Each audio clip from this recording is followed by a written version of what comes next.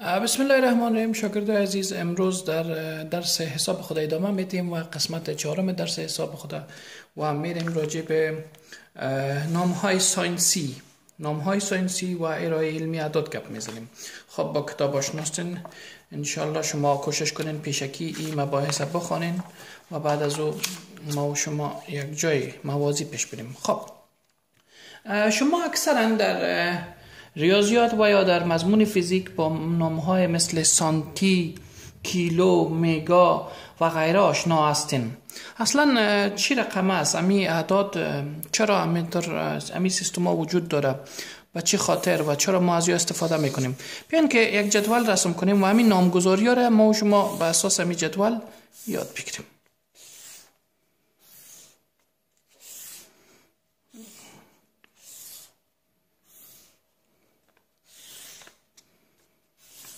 خب بین اینجا توان ها را در نظر بگیریم. اینجا مخفف عدد که نامی که برش ماندیم باز هم اینجا توان باشه، برای توان های منفی در نظر بگیریم و مخفف. خب 10 به توان 1 مثبت، این را به نام دیکا میگن. اکثرا شما در فیزیک شنیده باشین. و 10 به توان منفی 1 یعنی 1 بر 10 چی میگن؟ دیسی میگن. شما یک دیسی متر مکعب یا در دیسی مکعب زیاد شنیدن در بخش‌های مختلف ریاضیات و فیزیک. 10 به توان 2 را هکتو میگن و 10 به توان منفی 2 را یعنی 1 بر 10 به توان 2 یعنی 1 بر 100 چی میگن؟ سانتی میگن. مثلا متر، اگر شما 1 متر را به 100 قسمت تقسیم کنین، یک قسمتش چی است؟ سانتی متر است. 10 به توان 3 را کیلو میگن. درست؟ یک ال داره. 10 به توان 3 کیلو و 10 به توان منفی 3 را میلی میگن. شما ببینین اگر شما سودا میخرین به کیلو میخرین، یعنی 1000 گرم 1 کیلوگرم، یعنی 10 به توان 3 1000 است. و 10 به توان منفی 3 یعنی 1 بر 1000. یعنی اگر شما 1 متر به 1000 قسمت تقسیم کنین، یک قسمتش 1 میلی متر است. خب بعد از اون 10 به توان 6. 10 به توان 6 به نام مگا یاد میکنن. مگا. 10 به توان منفی 6 به نام میکرو یاد میکنن. خوشبختانه حال شما با نام مگا و گیگا زیاد آشناستین، از خاطر شما زیاد با چپ های کامپیوتر و فلاش دیسک ها و غیره و تا چپ های موبایلتون میگن که چند جی بیس یا چند ام بیس، اینمو مگابایت و گیگابایت میباشه. خب بیاین پیش بریم. 10 به توان 9 گیگا میگن و 10 به توان منفی 9 چی میگن؟ 10 به توان منفی 9 نانو میگن. این بخش دیگه بسیار کوچک میشه و این مربوط فیزیک نمیاله. شما در فیزیک اتم رسیدین و تا پیشتر خورتر هم میشه. 10 به توان 12 فرض کنین، این را به نام ترا میگن و 10 به توان منفی 12 این را به نام پیکو میگن. شما در اینجا رسیدین دیگه. در موبایل هایتان اکثرا شما میگن فرضاً نمو چپ موبایلم 128 جی بیس یا 64 جی بیس یا 32 جی بیس. حالا همو بکاپ ها یا اکسترنال هارد دیسک های هم در بازار برآمده که 1 تی بی 2 تی بی خود بالاتر هم هست. اگر شما در آرشیف رادیو تلویزیون برین پرسان کنین که بکاپ های از واج قدر است، اونا از تیرا کرده حتی تا اکسا و پیتا پیش رفتن. خب مقصد یعنی در بازار تا اینجا هم هست، پیدا میشه. شما میتونین بکاپ های ترابایت و یاره خریداری کنین. 1024 گیگابایت حافظه 1 ترابایت است. باز رو یک ویدیوی بعدی براتون انشالله درس خواهد دادم. 10 به توان 15 چی نامش چیست؟ این پیتا میگن. و 10 به توان منفی 15 را چی میگن؟ 10 به توان 15 femto است. femto. این دیگه بسیار کوچک میشه. همین رقم 10 به توان 18 هم وجود داره. 10 به توان منفی 18 و ادامه داره این جدول. من خواستم که شما با این طرز ارائه آشنا شین. یک مثالک براتون میتونم به طور مثال فرض کنین که 20 گرم گاز هیدروژن تقریبا حدود 10 مول مولکول H2 وجود داره در 20 گرم گاز هیدروژن. شما اگه در کیمیای صنف 10 مراجعه کنین همیده چی رقم میشه که به ارائه علمی نشان بدیم. خب هدف ما این نیست که شما را سرگردان کنیم پشت از این مباحث که گاز هیدروژن و مول و یاره بفهمین و مربوط مضمون کیمیا و کیمیای فیزیکی تان میشه، در مکاتب استادتان درس میده. هدف ما ایست که میره چطور تطبیق کنیم. ما عددش دایرکت ناشته میکنم. یه تو یک عدد داره همین مقدار می مسئله که ما براتون گفتم. در 20 گرم گاز هیدروژن تقریبا حدود 10 مول مولکول هیدروژن وجود داره. حالا ایره به این شکل چی رقم ناشته کنیم؟ این مساوی میشه به 6.023 یوتا مولکول.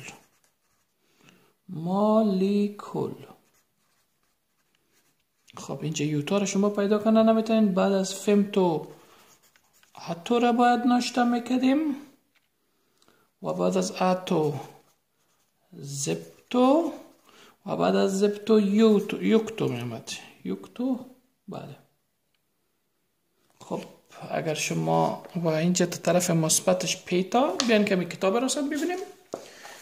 ما شما تا 15 کار کردیم پیتا، بعد از او اکسا، بعد از او زیتا، بعد از یوتا، یعنی 10 به 24 به یوتا نشان میدیم و 10 به طور منفی 24 به یوکتو. و به این شکل میتونیم یک عدد بزرگ به شکل نامگذاری علمیش نام بانیم. شما باز لطفا در کتاب مراجعه کنین و این بخش یاد بگیرین. خب بخش دومی که امروز در این ویدیو خود ما گپ میزنم انبساط اعداد است. توسعه اعداد میگین، انبساط میگین. انبساط اعداد کامل است یا توسعه اعداد کامل است. چطور میتونیم یک عدد به شکل علمی تر ناشته کنیم، به شکل توسعه یافتش ناشته کنیم. مثال یک عدد ضرب میگیریم. فرض کنین 3456 یک عدد است. این ما چی رقم به شکل علمیش ناشته میکنیم یا توسعه یافتش؟ در حقیقت مساوی است به 3000 جمع 400 جمع 50 و جمع 6. خب و این مساوی به چی است؟ 3 ضرب 1000 جمع 4 ضرب 100 جمع 5 ضرب 10 و بالاخره جمع 6 ضرب 1 یا میتونید 6 خال میشه کنید. پس این میشه 3 ضرب 10 به توان 3 یعنی 1000، 4 ضرب 10 به توان 2 یعنی 100 و 5 ضرب 10 به توان 1 و مثبت 6 ضرب 10 به توان 0. هر عدد به توان 0 مساوی به 1 است. باز بخیر در بخش الجبری ثبوت هم خود کردیم. فعلا به می شکل مثال دوم در نظر میگیریم. فرض کنین 2 3 4 5 6 یک عدد است. دهن صدن 1000 10000 23456. این مساوی است با چی؟ 20000 جمع 3000 جمع 400 جمع 50 جمع 6. این 2 ضرب 10000 20000 2 ضرب 10000 ناشته کردیم. کم است بخاطر 3 خانه جدا کنیم و جمع 3 ضرب 1000 درست است مثبت 4 ضرب 100 و بالاخره 5 ضرب 10 و آخریش 6 ضرب 1. حالا منظم به شکل توان ناشتهش کنیم. 2 ضرب 10 به توان 1 0 2 0 3 0 4 0 10 به توان 4 یعنی 10000 مثبت 3 ضرب 10 به توان 1 0 2 0 3 0 یعنی 1000. 4 ضرب 10 به توان 2 5 ضرب 10 به توان 1 و بالاخره 6 ضرب 10 به توان 0. هر عدد به توان 0 مساوی به 1 است. و خدا کنه که شما با این مثال ها فهمیده باشین. بیاین که یک مثال دیگه هم براتون کار کنم. خب یک مثال سوم هم که بیخیاش نشین. فرض کنین داریم 2 1 7 6 5 2 یک عدد. یکن دهن صدن 1000 10000 100000. این مساوی به چند است؟ 200000 جمع 17,000 است، نه 217,000 است. 10,000 جمع 7,000، 10,000 7,000 بله، جمع 600 جمع 50 و جمع 2 و این مساوی میشه به 2 ضرب 100,000. 10 ضرب 1000. چرا 10 ضرب 1000 میشه در شکل خودش نشه کنیم 10,000 به خاطر که 10 به توان 4 است و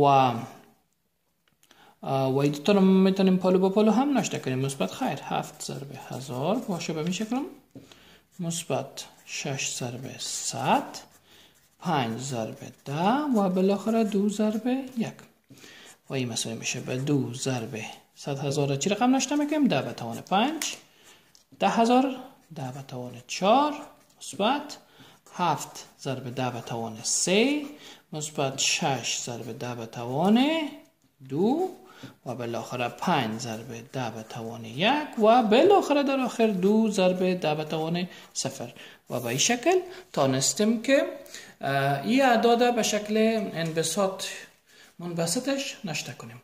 خدا کنه که یاد گرفته باشین این موضوع را. اگر شما کدام سوال دارین لطفاً بر ما پیام بتین. در غیر صورت ما براتون اینجا مثال بر کارخانگی نوشته نمیکنم، به اندازه کافی مثال در تمرین کتاب است و خدا کنه که شما با ما موازی پیش برین و کتابتون هم بخونین. دیگه فعلا ویدیو خود اینجا ختم میکنیم و تا ویدیوهای بعدی خداوند یار نگهدار.